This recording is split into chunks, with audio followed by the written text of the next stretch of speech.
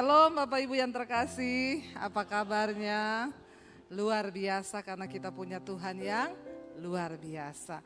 Iya, tadi pagi ya saya sudah menyampaikan firman Tuhan yang saya yakin itu adalah pesan bagi gereja di tempat ini, bagi saya juga dan bagi setiap yang mendengar. Bahwa ya di dalam 2 Timotius Tuhan berkata, dalam satu rumah itu banyak perabot, ada perabot yang mulia, ada yang kurang mulia. Perabot yang mulia itu dipakai untuk tujuan yang mulia, tapi yang kurang mulia itu dipakai untuk tujuan yang kurang mulia. Dan materainya ialah, kata firman Tuhan, Allah mengenal siapa milik kepunyaannya. Dan setiap orang yang menyebut nama Tuhan itu hendaklah meninggalkan kejahatan. Jadi ternyata tidak semua pendeta, tidak semua orang Kristen jemaat itu adalah kepunyaan Tuhan. Sebab Tuhan yang tahu siapa milik kepunyaannya. Dan orang yang menjadi kepunyaan Tuhan, mereka yang meninggalkan kejahatan. Amin. Saudara, seperti yang sudah tadi pagi saya sampaikan, saya akan bersaksi bagaimana Tuhan menyelamatkan saya. Saya dilahirkan dalam sebuah keluarga, dari kecil saya Muslim, papi saya haji. Dan saya tidak mengenal Kristus dari kecil. Tanpa pengenalan yang benar akan Tuhan, ya saya pikir hidup ini adalah ya lahir, bekerja, cari uang lalu mati. Tidak pernah mengerti ada rencana Tuhan di dalam hidup setiap kita manusia. Tapi itu yang Yesus katakan, bukan kamu yang memilih aku, tapi aku yang pilih kamu. Saya akhirnya mengikuti apa yang saya mau, apalagi saudara papi saya itu galak. Saya tidak bermaksud menjelekkan papi saya, tapi ini masuk dalam bagian kesaksian hidup saya. Ya, papi saya kalau mukul itu saudara nggak kira-kira, ya.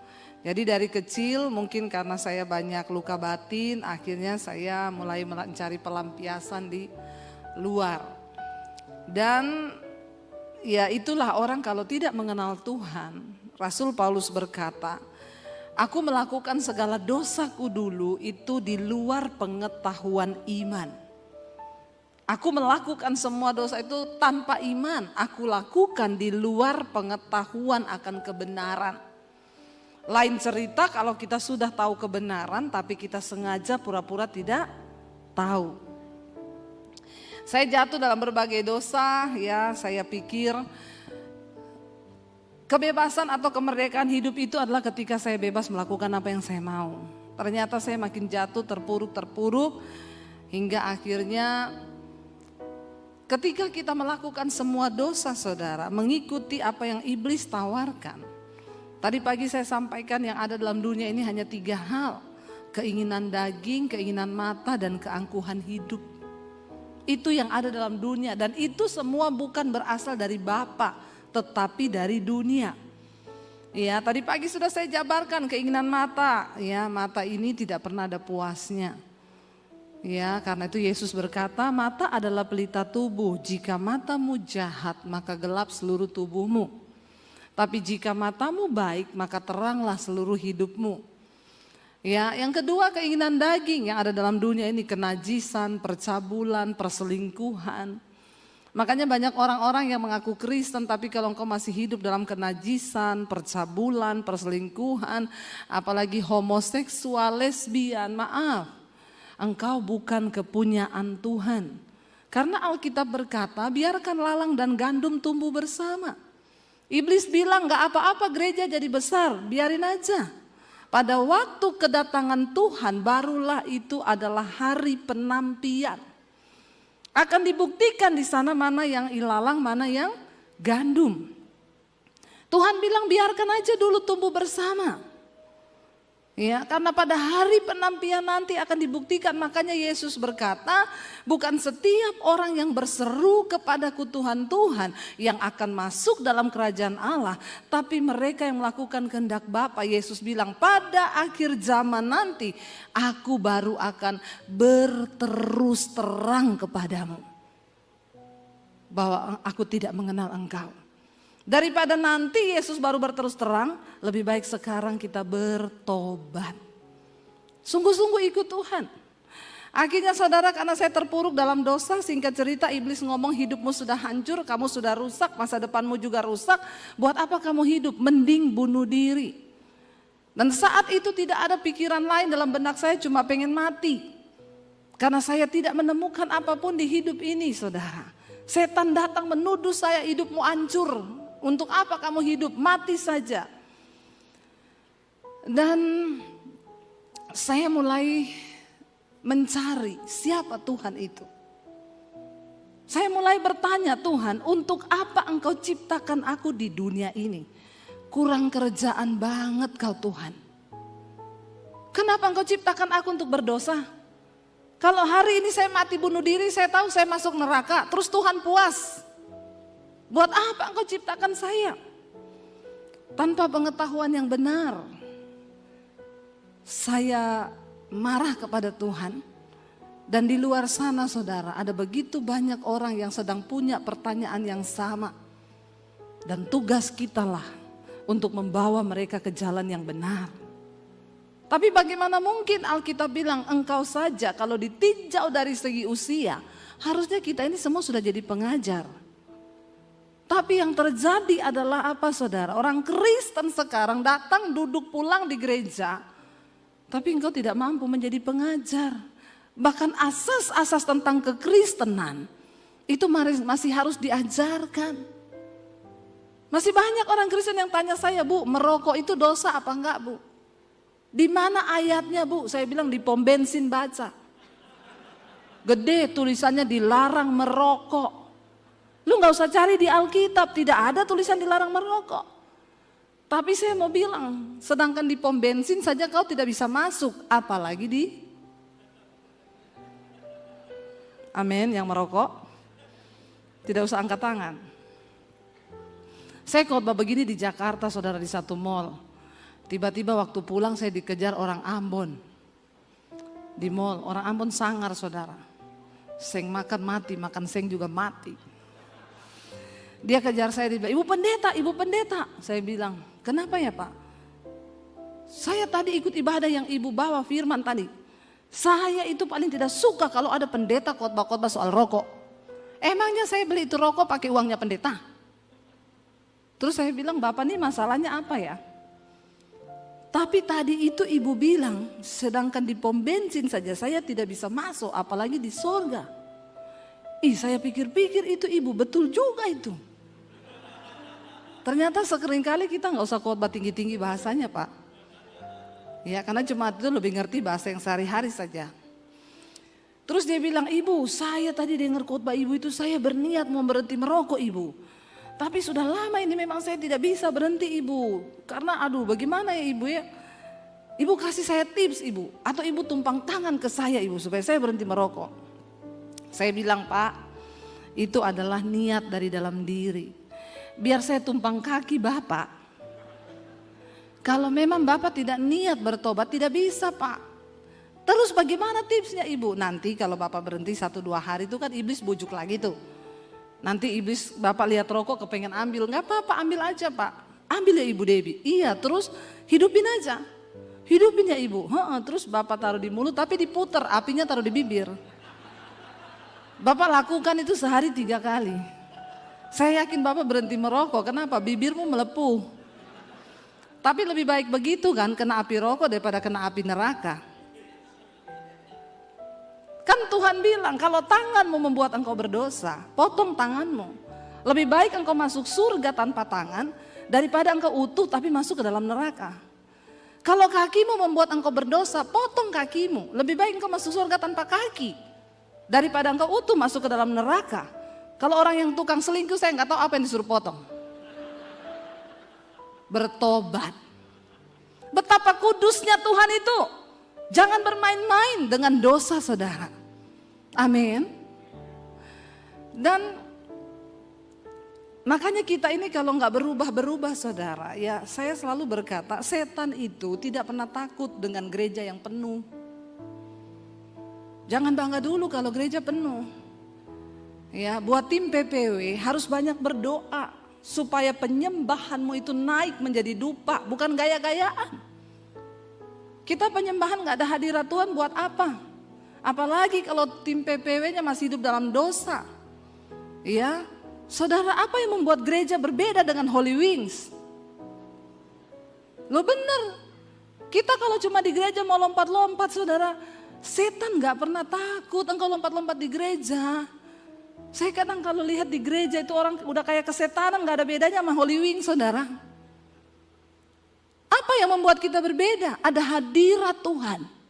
Dan ketika orang ketemu hadirat Tuhan, engkau pulang hidupmu berubah. Yang bersinah tidak bersinah lagi, yang homo gak homo lagi, yang selingkuh tidak selingkuh lagi, yang kepahitan tidak kepahitan lagi. Dan hidupmu berdampak bagi kerajaan setan. Setan takut, engkau juga berdampak bagi kerajaan Allah. Itu yang benar. Kita perlu berdoa hari-hari ini, saudara. Setan gak takut, jemaat penuh. Makanya ada orang tanya sama saya, Bu, saya mau tanya sama ibu pelayanan di desa-desa ya? Iya sering. Kalau ibu pelayanan di desa, ada gak yang kerasukan? Banyak, saya bilang. Kalau di kota ibu pelayanan di gereja besar, pernah gak ada jemaat yang kerasukan? Saya bilang hampir tidak ada. Nah itu kenapa, Bu? Dulu pernah ada di Jakarta di gereja besar, lagi puji-pujian, ada bapak-bapak jatuh menggelepar. Saya lari langsung mau saya tengking.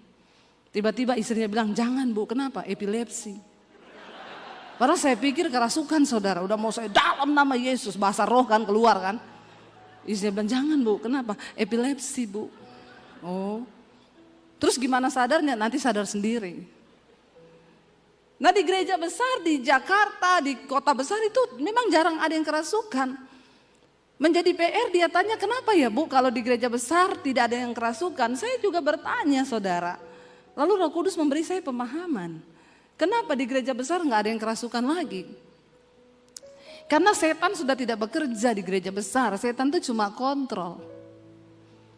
Setan bilang lancar coy, lancar. Penuh, penuh. Kata setan gini, nggak usah diganggu. Mereka aja kedagingannya udah lebih setan dari setan. Karena daging itu beda sama setan. Galatia pasal yang kelima saudara baca tentang kedagingan. Apa itu daging? Daging itu percabulan, kenajisan, hawa nafsu, nafsu jahat, iri hati, amarah, dendam, keserakahan, ya, perpecahan. Itu ada di dalam daging. Dan barang siapa hidup menurut daging, dia akan binasa, kata firman Tuhan. Ini bunyi alarm atau apa ya? Atau kedatangan Tuhan? Kalau Tuhan datang kita lagi di gereja, puji Tuhan, haleluya 12 kali ya saudara. Langsung masuk surga semua ini. Karena gak ada yang lagi bersinah, gak ada yang selingkuh ya kan. Wah langsung berdoalah supaya kedatangan Tuhan kita lagi di gereja. Iya dan ini bunyi apa? Gak apa-apa kan? Tapi saudara terganggu gak? Karena orang itu kadang kepo. Ada bunyi gitu. Ya. Yang pasti bukan dari HP saya, ini HP saya sudah saya silent, saya mode terbang pesawat. Supaya tidak mengganggu ya. Saudara, jadi ketika kita itu mengenal Tuhan Yesus, hidup tuh harus berubah. Ya, setan bilang gak usah diganggu orang di gereja. Kenapa? Orang kedagingannya lebih gila dari setan. Ya, dan kalau kita tidak berubah, maka ya hidup kita nih gak ada dampak apa-apa saudara. Bukan soal berapa rajinnya kita ke gereja, berapa hebatnya saya pelayanan, bukan. Tapi tadi pagi saya sudah sampaikan Tuhan berkata, aku tahu siapa milik kepunyaanku. Dan Yesus bilang aku akan berterus terang ketika aku datang kali yang kedua, aku akan berterus terang. Ngeri itu. Kalau Tuhan berterus terang baru ternyata kita udah pede selama ini kita melayani. Sorry aja, tidak semua orang Kristen memperoleh janji Tuhan. Kalau kita belajar dari kisahnya bangsa Israel, mereka dipanggil keluar tapi ternyata tidak semua bisa masuk ke tanah perjanjian. Perjalanan yang harusnya ditempuh 11 hari jadi 40 tahun. Kenapa? Proses 40 tahun ini untuk mematikan kedagingan mereka. Karena Tuhan tidak mau mereka masuk di tanah yang baru. dengan pola dan hidup kedagingan yang lama. Saudara, akhirnya saya mau bunuh diri dan saya bertanya, Tuhan, di mana Engkau? Siapa Engkau? Saya pengen kenal Tuhan itu, saya nggak peduli tentang agama. Saya pengen tahu Tuhan yang benar itu siapa. Jangan engkau menjadi Kristen hanya karena warisan dari orang tua. Setiap kita perlu berjumpa secara pribadi dengan Tuhan. Karena tidak semua ternyata orang Kristen itu sudah mengalami perjumpaan pribadi dengan Tuhan. Yesus berkata kepada Nikodemus, kamu tidak mungkin bisa masuk kerajaan Allah kalau engkau tidak dilahirkan kembali. Apa artinya dilahirkan kembali? Nikodemus berkata, aku sudah tua, bagaimana mungkin aku masuk ke rahim ibuku lalu aku dilahirkan kembali? Yesus bilang, kau harus dilahirkan kembali dari air dan dari roh, dari firman Allah. Saudara, manusia rohani kita harus dibangun. Ketika itu saya pengen bunuh diri, saudara, saya udah gak peduli mau bagaimana, pokoknya saya pengen mati. Tapi sebelum saya mati saya bilang, Tuhan tunjukkan dirimu kepada saya. Habis ini saya mati dan saya masuk neraka dan Tuhan puas. Saya nangis di kamar saya tulis surat buat orang tua saya. Karena saya ini dari kecil sudah diwanti-wanti papi saya, jangan berteman dekat sama orang Kristen.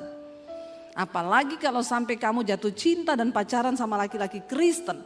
Lebih baik papi masuk penjara, papi bunuh kamu daripada kamu bikin malu keluarga. Jadi saya sangat-sangat takut dan saya tidak berani deket-deket sama cowok Kristen. Padahal yang ganteng-ganteng tuh cowok Kristen.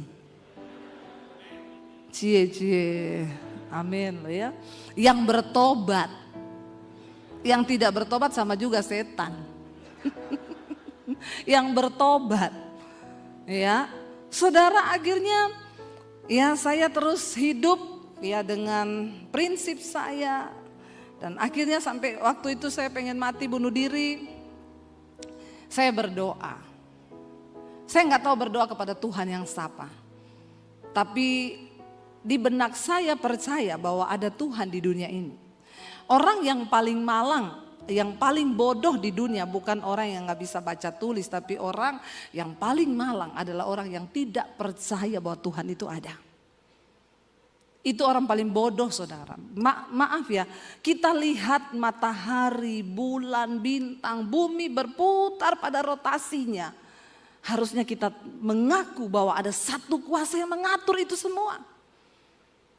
Saya lihat bunga aja ya, itu bunga daunnya hijau, bisa keluar kuning, merah, itu saya, wow, Tuhan Engkau itu dahsyat. Itu dari mana itu kalau bukan karena kuasa Tuhan? Enggak mungkin, kita diciptakan manusia. Kita punya mata dua semua kan? Ada yang mata tiga di sini? Enggak ada. Kita punya mata dua, hidung satu. Lubangnya menghadap ke bawah. Kalau menghadap ke atas itu harus dioperasi. Kalau lubang menghadap ke bawah walaupun pesek, tidak usah operasi, begini saya sudah cukup. Amin ibu-ibu. Ya, karena orang itu kalau pengen cantik nggak puas-puas, nanti pengen cantik terus, nanti ini salah dikit diperbaiki, malah salah. Ya operasi hidung jadi cantik sih, tapi ngomongnya jadi gini. Ya, pesek nggak apa-apa, lubangnya dua menghadap ke bawah sudah puji Tuhan, haleluya 12 kali. Karena kalau menghadap ke atas repot, hujan masuk air, maka matilah kau. Ya, jadi ya sudah disyukuri saja. Tapi ajaibnya Tuhan ya, kita punya hidung satu, mata dua, mulut satu, mukanya itu beda semua loh. Nggak ada yang sama kan? DNA-nya juga pun berbeda. Itu Tuhan. Kalau orang nggak percaya ada Tuhan tuh kebangetan, saudara. Saya bilang, Tuhan saya percaya Engkau ada, tapi siapa Engkau sebenarnya Tuhan? Tunjukkan dirimu kepada saya. Hanya ada satu Tuhan yang benar, walaupun agama banyak, hanya ada satu Tuhan. Kita perlu mengalami perjumpaan pribadi dengan Tuhan itu. Malam itu saya menangis di kamar saya tulis surat buat orang tua saya, papi, mami, saya minta maaf. Selama ini saya jadi anak yang tidak pernah nurut, saya memberontak sama orang tua. Ada begitu banyak pergumulan yang saya tidak bisa cerita bahkan kepada kalian. Tapi satu hal yang saya tahu, saya ini hidup cuma sial bikin masalah. Dan tidak ada satu orang pun yang sayang kepada saya. Jadi malam ini keputusan yang saya ambil. Saya mau bunuh diri. Saudara, malam itu ketika saya menangis di kamar saya, tiba-tiba saya dijamah satu kuasa. Tadinya saya marah karena saya menuduh Tuhan jahat, keluarga saya jahat, semua jahat. Tapi tiba-tiba saya dijamah kuasa itu, saya menangis saudara, kayak film diputerin semua dosa saya. Saya ini dulu ketika belum bertobat saya pelatih senam aerobik saudara. Makanya gayanya begini nih. Ya, jadi dulu saya ngajar di kantor polisi, di instansi-instansi pemerintah. Saya berdiri di panggung ini, iya 1, iya 2, iya 3 gitu ya. Dan saya tidak pernah tahu karunia apa yang Tuhan beri di dalam diri saya. Saya hanya merasa saya ini manusia yang tidak berguna dan saya pengen mati. Tapi ketika saya ada di tangan Tuhan, saya baru menyadari ternyata begitu banyak karunia yang Tuhan percayakan di dalam diri saya. Dan itu harusnya untuk kemuliaan Tuhan, bukan untuk dunia. Lalu saudara, ketika malam itu saya dijamah satu kuasa, saya nangis di kamar saya hampir 1 jam. Saya tidak bisa berkata-kata, hanya nangis, dan yang keluar itu adalah tangisan pertobatan. Saya minta ampun selama 1 jam lebih saya nangis. Saya baru tahu Alkitab berkata begini, tidak ada seorang pun yang dapat menyebut Yesus Tuhan kalau bukan karena pekerjaan Roh Kudus. Dan ketika Roh Kudus turun atas seseorang, maka Roh Kudus akan menginsyafkan orang itu yang pertama akan dosa, kebenaran dan penghakiman. Saya dijamah Roh Kudus malam itu, saya nangis saudara. Tiba-tiba di dalam tangisan saya itu, saya menyebut Yesus. Terus mulut saya tidak bisa berhenti, Yesus, Yesus, Yesus. Dan itu pekerjaan Roh Kudus. Setelah hari itu saya rasa apa? Ada kelegaan baru di hati saya. Ada sesuatu yang baru, saya gak ada pikiran lagi mati bunuh diri. Yang ada di benak saya cuma apa? Aku pengen kenal siapa Yesus itu. Saya datang ke gereja pakai baju senam. Dari rumah saya minta izin pakai baju senam, sampai di gereja saya ke toilet ganti baju, saya ikut ibadah. Saya ketemu orang gereja, saya bilang saya bukan orang Kristen, tapi saya pengen tahu siapa Tuhan Yesus itu.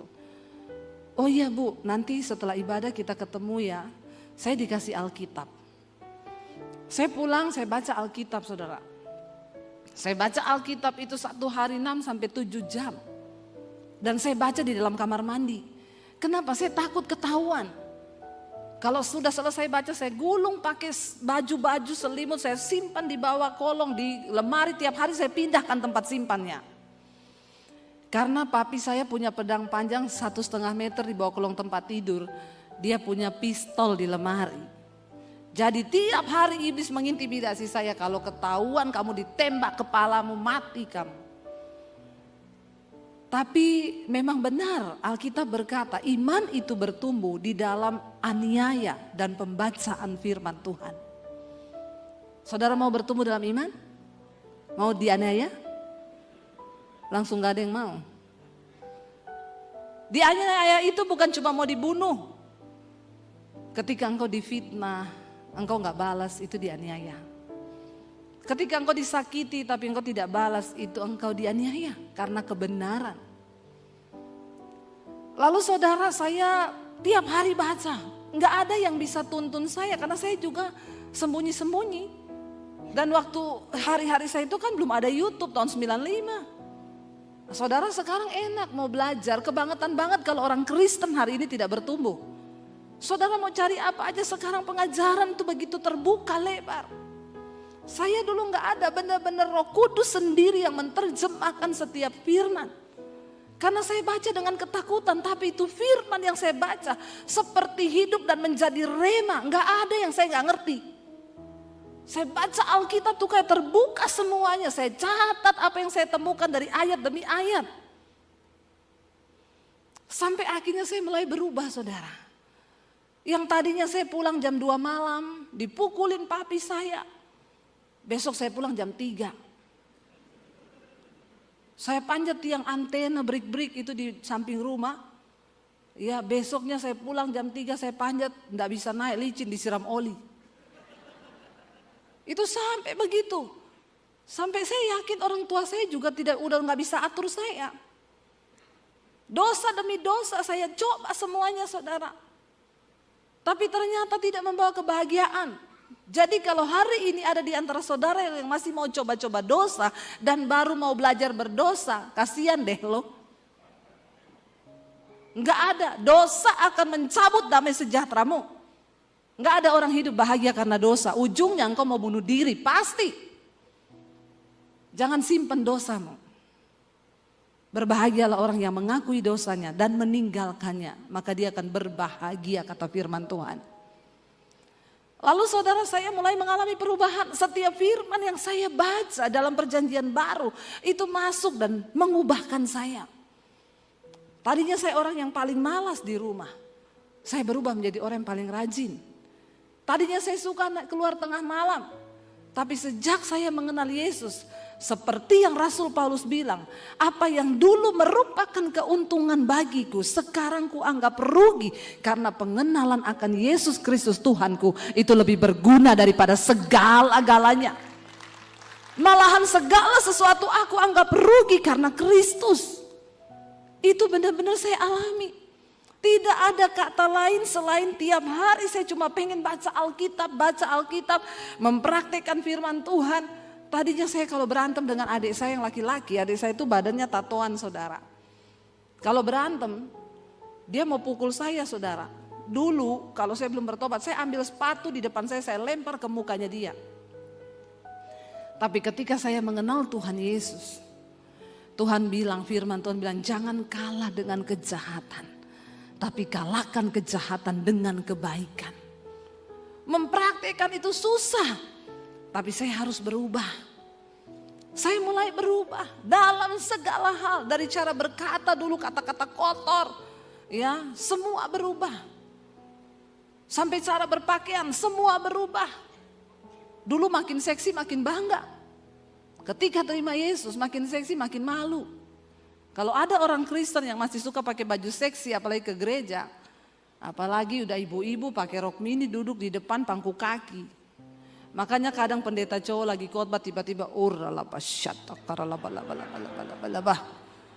dia lagi bergumul itu. Pasti ada sesuatu yang dia lihat di situ. Jadi tolong ibu-ibu tahu diri, ke gereja itu jangan pakai baju yang belum jadi. Amin. Sobek sini, di sini sobek sampai sini, kelihatannya panjang sobekannya sampai sini. Makanya kata kuntilanak begini, saya sama orang Kristen lebih kudus saya. Baju saya panjang sampai ke bawah, bolongannya satu tok di belakang.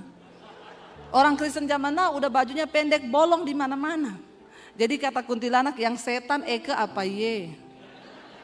Makanya kuntilanak sekarang sudah tidak menampakkan diri. Udah kalah pamor sama orang Kristen. Hello. Ya, bertobat loh saudara.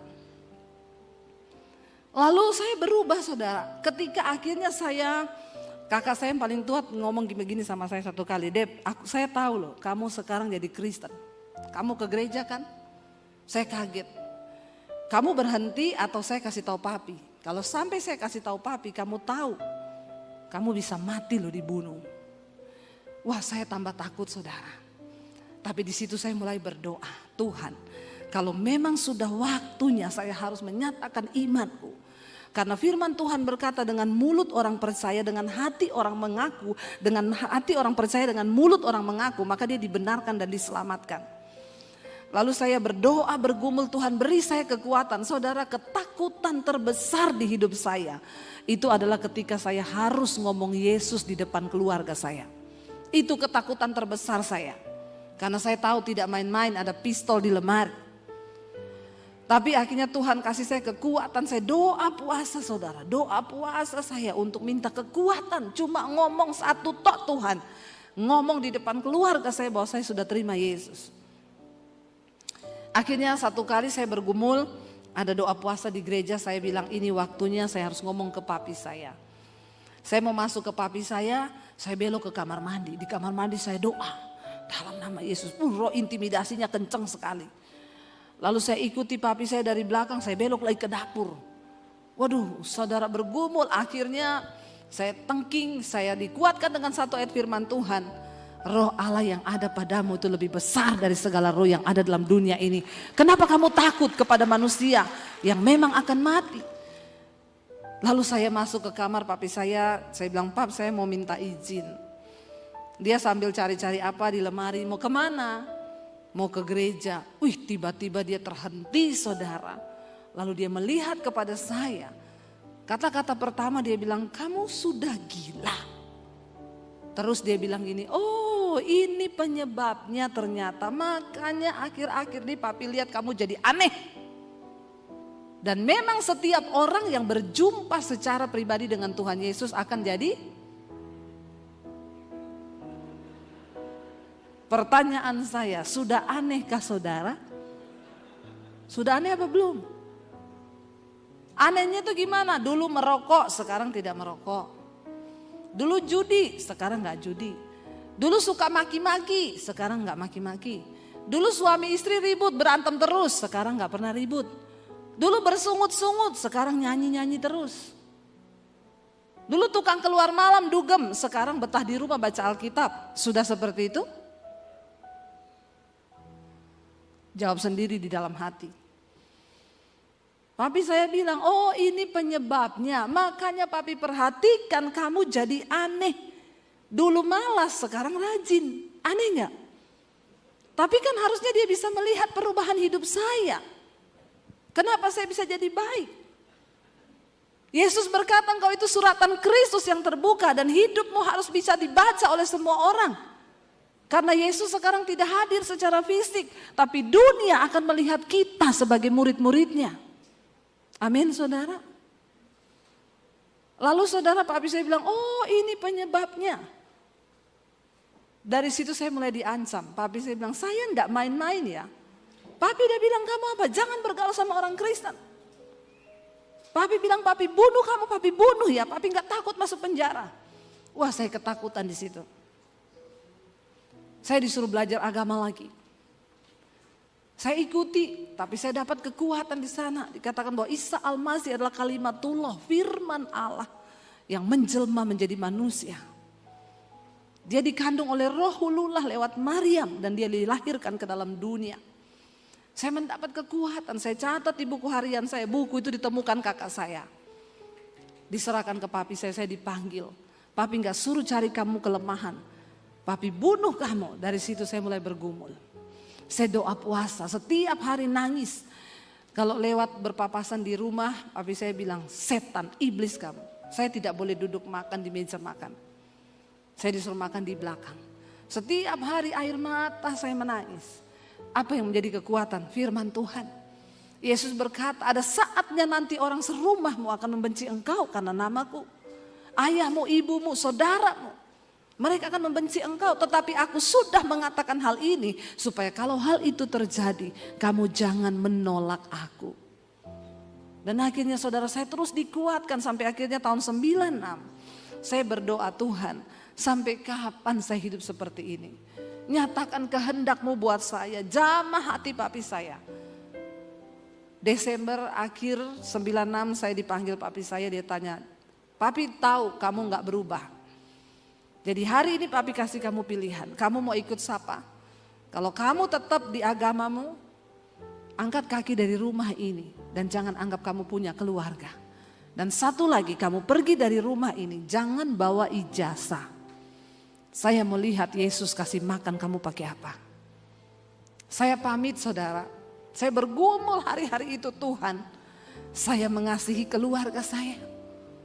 Tapi saya juga tidak bisa pergi dan hidup tanpa siapa-siapa, apa yang harus saya lakukan?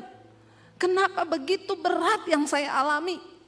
Saya masuk di kamar, saya berdoa, saya menangis, Tuhan, satu hal yang saya minta. Apapun resiko saya di depan, satu yang saya minta, tuntun saya. Dan jangan biarkan aku keluar dari rencana Tuhan. Karena kebahagiaan di hidupku hanya ketika aku hidup di dalam rencana Tuhan. Saya berdoa malam itu dapat ayat, berbahagialah kamu jika karena namaku engkau meninggalkan ayahmu, ibumu, rumahmu, ladangmu, pekerjaanmu, karena engkau akan memperolehnya lipat kali ganda. Saya menangis di situ, tidak mudah saudara. Saya baru lulus SMA waktu itu. Saya datangi papi saya dan mami saya bilang saya mohon pamit. Mereka kaget karena mereka sama sekali tidak menyangka kalau saya akan mengambil keputusan itu. Papi saya menangis berlutut di bawah kaki saya. Karena memang saya 5 bersaudara, saya anak yang dia paling sayang. Dia bilang, Debbie, papi merendahkan diri di kakimu. Tolong kembali ke agamamu. Saya peluk papi saya. Saya bilang, Pap, saya sayang sama papi. Tapi saya tidak bisa suruh menyangkal Tuhan Yesus. Karena saya merasa Tuhan merubah hidup saya. Tapi saya sayang sama papi. Kalau kamu sayang, kenapa kamu lakukan ini? Kamu ngomong apa yang harus papi lakukan supaya kamu kembali. Saya cuma peluk papi saya. Mami saya menangis, dia bilang, tunggu mami mati baru kamu jadi Kristen. Saya bilang, mami tidak mengerti apa yang saya sedang alami. Saya juga tidak mau meninggalkan keluarga seperti ini. Tapi ini keputusan saya, Mam. Nanti kamu mau makan apa? Kamu mau tinggal di mana? Saya cuma bilang, saya ikut Tuhan yang bertanggung jawab. Dari kota Poso, saya tinggalkan keluarga, cuma bawa beberapa pakaian. Saya menuju ke kota Palu. 7 jam perjalanan. Sampai di kota Palu, saya cari sepupu saya. Mereka ngontrak satu rumah anak-anak kos begitu. Saya numpang di situ. Dan untuk bisa dapat makan, kalau anak kos sudah berangkat kuliah, saya cuci baju anak-anak kos, saya nyapu, saya nyetrika, saya masak. Kadang saya lagi cuci pakaian, iblis datang ngomong, goblok, ikut Yesus jadi pembantu. Pulang ke keluargamu, tinggalkan Yesusmu itu, ngapain kamu menderita? Tapi saya baca Alkitab, Tuhan bilang, berbahagia jika engkau menderita karena kebenaran. Karena roh kemuliaan itu ada padamu. Dan engkau dipanggil bukan hanya untuk percaya kepada Kristus, tapi untuk menderita bagi Dia. Karena jika engkau menderita karena kebenaran, itu adalah kasih karunia kepada Allah. Saya jalani proses itu 1 tahun di kota Palu. Saya pernah merasakan hidup tanpa uang 1 sen pun. Saya pernah merasakan hidup tanpa ada 1 orang pun yang bisa saya jadikan sandaran untuk hidup saya. Tapi saya bilang, Tuhan, engkau sudah mengubah hidupku dan itu cukup. Akhirnya saya masuk sekolah Alkitab di Makassar. Itu yang tanpa gelar karena saya tidak punya ijazah. Dan saya diutus pelayanan ke Solo. Dan di Solo saya berjumpa dengan Arjuno dari kota Solo. Laki-laki terganteng di Solo. Dan kami menikah, waktu saya menikah, saya telepon papi saya. Saya bilang, Pap, ini Debbie, saya mau minta doa restu. Debbie siapa? Debbie Basir, anaknya papi. Dulu saya pernah punya anak nama Debbie. Tapi dia sudah mati. Jadi kamu mau nikah atau mau dikubur, jangan pernah kabari ke sini lagi. Karena sampai di akhirat kita tidak ketemu. Saya cuma meneteskan air mata. Dan akhirnya saya menikah dengan suami saya. Dan saya diproses, Tuhan berakar ke dalam, terus berakar. Tidak ada yang melihat, saudara. Enggak ada 1 orang pun yang melihat ketika kita sedang diproses berakar. Tidak ada yang tahu. Tapi itu yang terbaik. Karena bangunan kekristenan itu kuat atau tidaknya, itu tergantung dari akar kita. Kenapa pohon korma itu menjadi pohon yang menjadi perumpamaan di Alkitab? Karena korma itu kalau ditanam, dia nggak langsung bertunas ke atas. Ditekan pakai batu besar. Dia akarnya ke dalam mencari air di padang gurun. Membutuhkan waktu yang lama, tidak langsung ke atas. Tapi orang Kristen zaman sekarang pengennya cepat, langsung ke atas.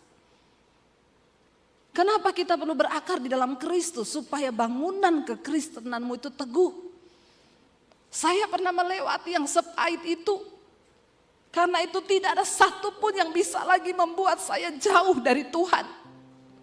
Saya baru mengerti Rasul Paulus berkata, Tidak ada satupun yang bisa pisahkan aku dari kasih Kristus. Apakah itu kelaparan, ketelanjangan, ataupun aniaya. Tidak ada satupun. Karena aku sudah mengalami Kristus.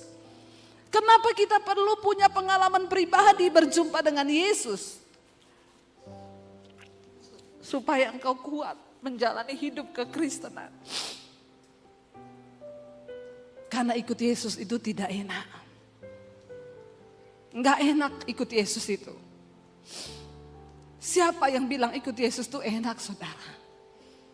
Kalau engkau berkata enak berarti engkau belum sungguh-sungguh melakukan firman.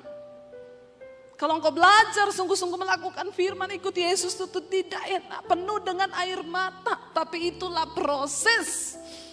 Sebab Tuhan lebih tertarik mengubah karaktermu ketimbang menjawab semua persoalan-persoalan di hidupmu. Kalau karakter kita belum berubah, buat apa Tuhan jawab masalahmu? Biar Tuhan ubahkan kita dulu. Ini waktunya sudah habis, Pak. Kita tambah sebentar ya, Pak ya. Karena ini baru pembukaan, Pak. Belum khotbah loh ini. Baru pembukaan udah habis waktu. Saudara, sampai hari ini saya tidak pernah melihat Tuhan meninggalkan saya. Saya ikut Tuhan dari tahun 95, penderitaan, air mata, difitnah, direndahkan, dihancurkan. Tapi saya tahu itu adalah proses berakar. Yang sedang Tuhan izinkan supaya bangunan iman saya itu kokoh. Jadi sekarang kalau cuma saya difitnah, kecil. Udah gak ada yang bisa merampas damai sejahtera saya. Saya pernah melewati yang lebih berat daripada itu. Ketika saya difitnah, ketika direndahkan, terima kasih Tuhan. Aku berbuat satu lagi kasih karunia buat engkau. Saudara, waktu engkau diproses, bersyukur loh. Karena tidak semua orang diproses karena kebenaran. Kalau engkau dipenjara karena engkau berbuat dosa, itu memang seperti itu. Tapi kalau engkau dihina, difitnah, disalahkan padahal engkau tidak salah, itu adalah kasih karunia kepada Tuhan, Alkitab bilang. Bersyukur. Ubah cara pandang kita hari-hari ini. Biar engkau berani berkata, ini aku Tuhan. Ubah aku, bentuk aku. Sekalipun itu sakit. Kenapa saudara? Karena kita sedang mempertaruhkan nilai kekekalan di dalam hidup ini. Dan sekarang waktunya kita memperjuangkan itu.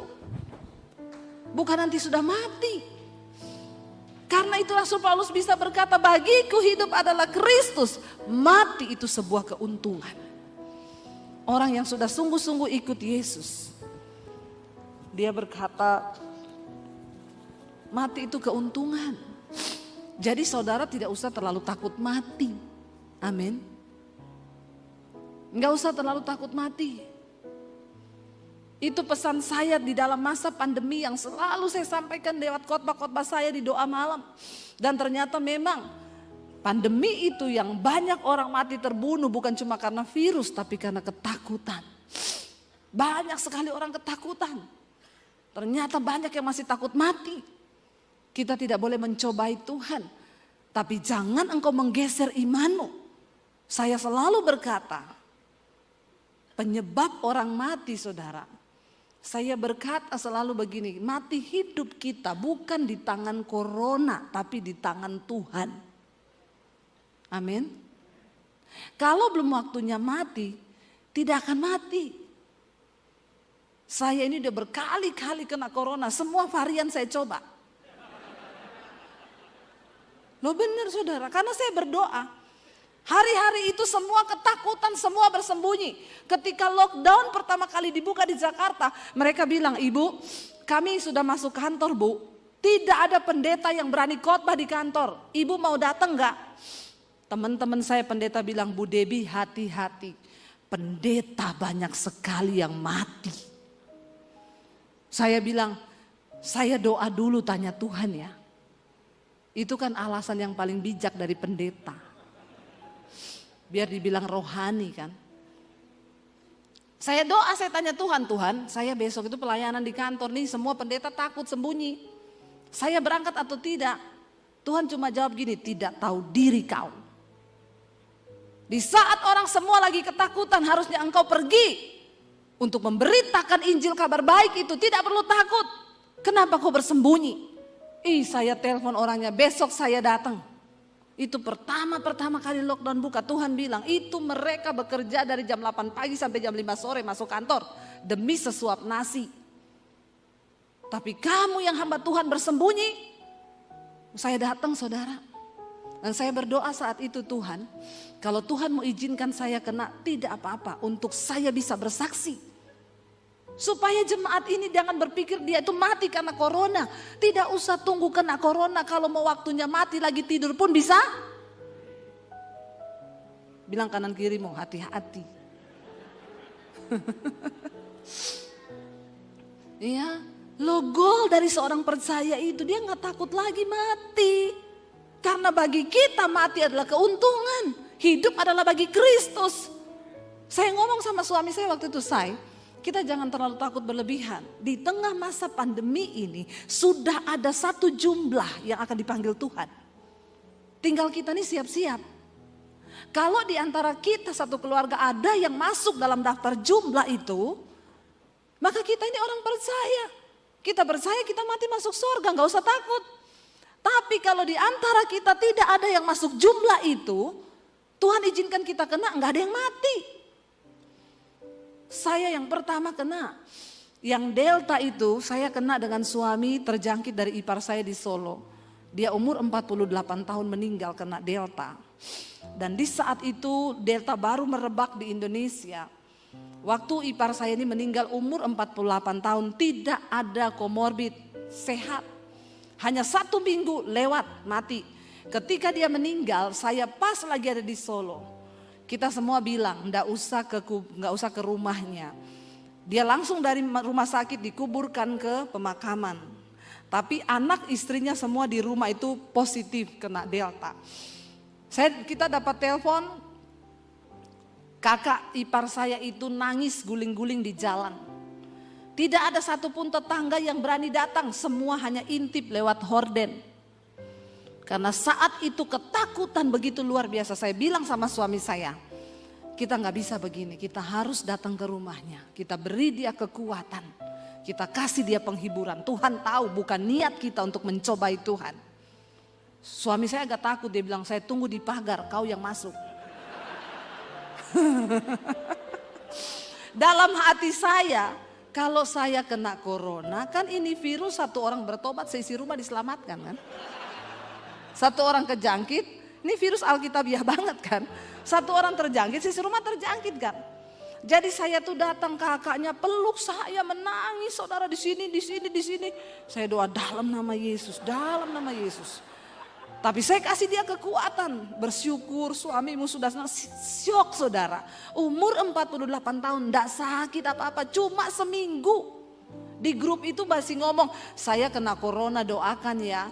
Gini. Besoknya gini, agak sesek, makan mas, makan. Nggak nafsu, harus dipaksa. Hari ketiga masih bercanda. 5 hari, 6 hari sesek, 7 meninggal. Ngeri, kita takut semua. Kami pulang dari Solo, sampai di Jakarta suami saya demam. Demam nggak bisa makan, muntah-muntah. Kakak ipar saya telepon, cepat PCR, kami satu keluarga di Solo sudah positif. Kita pergi periksa, benar kami berdua positif. Karena anak-anak gak ikut ke Solo. Baru kali itu saya lihat suami saya udah mau mati saudara. Tidak berdaya, pegang HP aja gak bisa. Tiap berapa menit muntah gak bisa makan apa-apa. Saya bilang sama suami saya jangan sampai ke rumah sakit ya saya. Jangan sampai sesak napas, kamu ke rumah sakit mati kau saya. Bukan apa-apa, gak ada yang urus kan. Gak ada yang kasih makan, gak ada yang kasih minum. Bener ya. Terus saudara akhirnya saya juga kena itu. Ya, dia nggak bisa makan apa-apa. Saya cuma ingat dia suka itu pisang. Saya kasih pisang nggak muntah, lumayan bisa makan 1 pisang. Malamnya saya habis mesbah doa, Sesak napas saudara saya bunyi gini. Sudah keringetan saya ditambah, dan kita itu waktu itu kena karena intimidasi iblis. Kakak saya nih baru di depan mata bener-bener nih. Bunyi napas saya begitu, setan bilang malam ini kamu sesek, besok dibawa ke rumah sakit, 3 hari kamu mati. Takut saya, pendeta juga manusia. Punya rasa, punya hati, jangan samakan dengan pisau belati. Saya duduk di studio, saudara, saya sudah ingat siapa teman yang mau saya telepon. Karena banyak yang ngomong, Bu kalau butuh rumah sakit ngomong ya, nanti saya kasih rumah sakit. Lagi saya ingat begitu, Roh Kudus ngomong gini, kenapa kamu mengandalkan manusia? Kamu tuh hamba Tuhan. Angkat imanmu, angkat perjamuan kudus. Saya bilang ke suami, Tuhan suruh saya perjamuan kudus. Suami saya bilang, saya juga dapat sama. Ayo kita sama-sama perjamuan kudus. Kita perjamuan kudus malam itu di kamar. Habis perjamuan kudus, napas saya langsung lega. Jam 2 malam saya batuk pengen muntah, saya lari ke kamar mandi. Saya muntah saudara, itu riak semua keluar. Besoknya saya sembuh.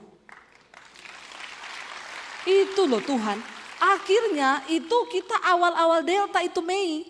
Setelah akhir Mei itu Juni merebak itu Delta, rumah sakit penuh orang sampai di tenda-tenda. Saya bersaksi lah di mesbah doa tentang perjamuan kudus. Dan semua jemaat mesbah doa yang tidak kebagian rumah sakit, mereka kena. Ada satu yang bersaksi, Bu suami saya udah delek-delek, napasnya tinggal satu-satu. Udah panggil istrinya gini, asuransi di bawah situ ada, terus sertifikat rumah. Ya ini nanti kekayaan kita, ini bener istrinya ngomong. Cari oksigen gak ada, semua gak ada. Istrinya bilang gini, Pak, Bu Debi kan di mesbah doa bersaksi. Mereka perjamuan kudus, Papa masih bisa kuat gak kita perjamuan ya? Dia mengangguk, mereka perjamuan saudara. Malam itu seperti yang saya alami, dia muntah keluar semua riaknya. Itu kan yang setengah mati ngeluarin riak kan. Dari situ semua jemaat mesbah doa itu bersaksi tentang bagaimana kuasa perjamuan kudus di tengah masa pandemi. Dan saya baru melihat di situ saudara, benar. Ingat saya berkata, hidup mati kita bukan di tangan corona, tapi di tangan Tuhan. Amin saudara. Di tangan Tuhan, jangan geser imanmu. Jangan terlalu takut, gak usah dibesar-besarkan. Ya, karena Tuhan lebih besar pegang kendali atas hidup kita. Tapi orang Kristen tuh alay lebay kalau nyanyi di gereja. Walau 1000 rebah di sisiku, kau tetaplah Allah penolongku. Walau 10.000 rebah di kananku. Pret. Baru satu aja yang mati, udah ketakutan. Tapi kalau nyanyi alay lebay. Makanya setan bilang biarin aja, alay itu alay. Ya terus kalau doa udah iya, kami percaya Tuhan, engkau yang sanggup, engkau yang ini. Makanya saya bilang tidak semudah engkau ngomong firman itu. Engkau harus mengalami Tuhan. Engkau harus mengalami kuasanya. Sehingga engkau punya iman yang kuat dan berkata, aku percaya Tuhan. Sudah lebih 14 menit. Mau dilanjutkan? Anda puas, saya lemes. Karena saya besok subuh harus terbang ke Makassar. Dari Makassar saya ke Morowali. Dari Morowali saya ke Tentena. Ada seminar hamba-hamba Tuhan di desa. Itu adalah pelayanan kami setiap bulan. Kami kumpulkan pendeta-pendeta desa untuk menguatkan mereka. Karena ternyata banyak hamba Tuhan yang sudah mulai loyo dan tidak punya iman lagi saudara. Dan saya bilang, Tuhan selama aku masih hidup. Capek saudara, capek. Dan ini adalah proyek menabur dari kami. Tidak dapat PK. Kami keluar uang untuk pendeta-pendeta di desa. Tapi saya utang nyawa sama Tuhan. Kita semua utang nyawa sama Tuhan. Dan kita harus melakukan saudara. Selama saya bilang masih siang. Yesus berkata, bekerjalah selama hari masih siang. Apakah hidup kita ini sudah berdampak? Apakah kita hidup ini sudah melakukan sesuatu untuk pekerjaan kerajaan Allah? Atau kita cuma hidup sibuk bagi diri kita sendiri? Alay lebay dengan masalah-masalah yang kita hadapi. Dan kita nggak pernah lihat kebutuhan orang banyak. Masih banyak orang yang lebih susah dari kita. Kita baca satu ayat biar ini dikatakan khotbah. Kalau tidak ayat belum sah, saudara ya. Kolose pasal yang kedua ayat yang pertama, ayat yang ke-6, Kolose 2 ayat yang ke-6 sampai ayat yang ke-12, ayat yang ke-6 sampai ayat 12. Kolose pasal yang kedua. Kita baca ayat 6 sampai ayat 12. Baca bersama. 1, 2, 3. Kamu telah menerima Kristus Yesus Tuhan kita. Karena itu apa? Hendaklah hidupmu tetap di dalam Dia, hendaklah kamu berakar di dalam Dia dan dibangun di atas Dia. Hendaklah kamu bertambah teguh dalam iman yang telah diajarkan kepadamu dan hendaklah hatimu melimpah dengan syukur. Hati-hatilah supaya jangan ada yang menawan kamu dengan filsafatnya yang kosong dan palsu menurut ajaran turun-temurun dan roh-roh dunia, tetapi tidak menurut Kristus. Sebab dalam Dialah berdiam secara jasmania seluruh kepenuhan kealahan, dan kamu telah dipenuhi di dalam Dia. Dialah kepala semua pemerintah dan penguasa. Dalam Dia kamu telah disunat bukan dengan sunat yang dilakukan oleh manusia, tetapi dengan sunat Kristus yang terdiri dari penanggalan akan tubuh yang berdosa. Karena dengan Dia kamu dikuburkan dalam baptisan dan di dalam Dia kamu turut dibangkitkan juga oleh kepercayaanmu kepada kerja kuasa Allah yang telah membangkitkan Dia dari antara orang mati. Saudara, kita sudah berada di dalam Yesus. Menjadi Kristen saja tidak cukup, tapi saya undang para imam musik maju ke depan. Menjadi Kristen saja tidak cukup, tapi kita harus berakar di dalam Dia. Dibangun di atas Dia. Jalani setiap proses hidup kita, biarlah akar kita makin kuat ke dalam. Kita mau angkat pujian, ku tahu hidupku adalah penyembahan Tuhan. Bukan hanya nyanyian yang kami naikkan kepadamu, tapi sikap hidup yang bertobat itu penyembahan kita. Bukan hanya pujian yang keluar dari mulut, tapi pertobatanmu itu yang Tuhan nantikan. Mari kita hidup sungguh-sungguh bertobat, karena dengan pertobatanmu engkau akan berdampak bagi kerajaan Allah dan engkau juga berdampak bagi kerajaan setan. Setan gemetar kepada orang-orang yang melakukan firman. Mari bangkit berdiri.